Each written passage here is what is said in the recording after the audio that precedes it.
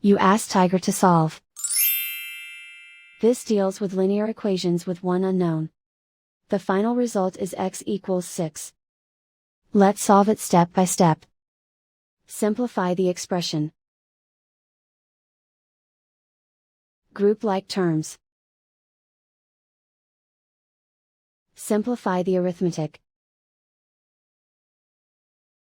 Swap sides.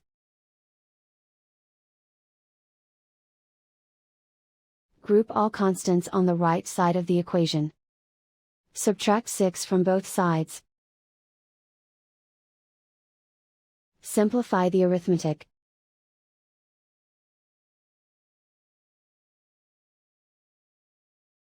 Isolate the x.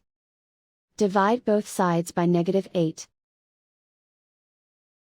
Cancel out the negatives. Simplify the fraction. Cancel out the negatives.